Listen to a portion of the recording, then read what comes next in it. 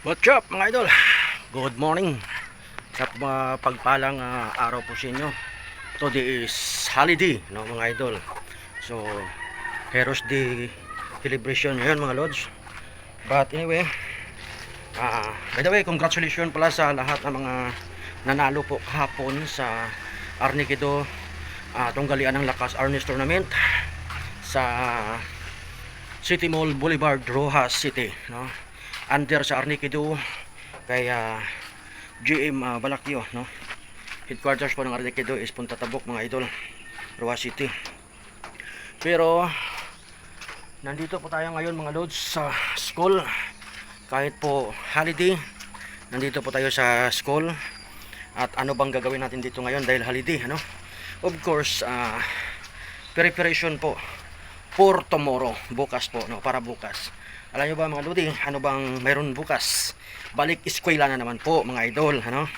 So first day ng klase or opening ng school, back to school ng mga estudyante natin tomorrow or bukas mga idol. Kaya nandito tayo ngayon sa school para maglinis, no?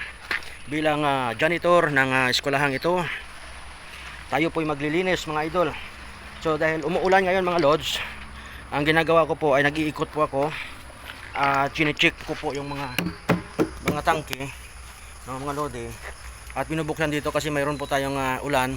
Pag nagkaroon po ng tubig doon sa taas sa pero cement, papasok po dito sa tangke mga idol. Kaya i-open ko po itong kanyang lock, ito ang kanyang para pumasok po yung tubig pag may laman doon kasi umuulan pa po siya mga idol, no? So pag patuloy po yung ulan mga lodi, sigurado mapupuno yan, no? So iniikot muna natin yung perimeter ng eskwelahan. Tayo po maglilinis, no? Para bukas ready na po, no? Yung ating school sa pasukan. Yan.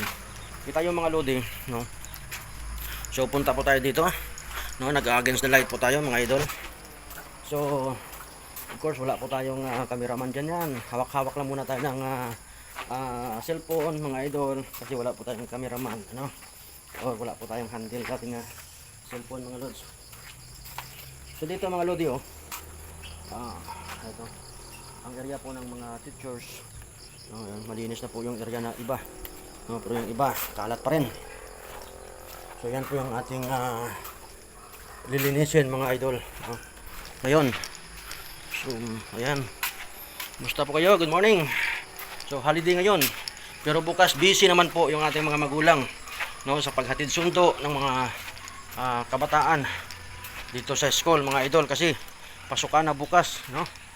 So kahapon po mga idol, mga 1 PM siguro, ano, ang lakas ng hangin, kita mo yan mga lods, yung anahaw ba, anahaw.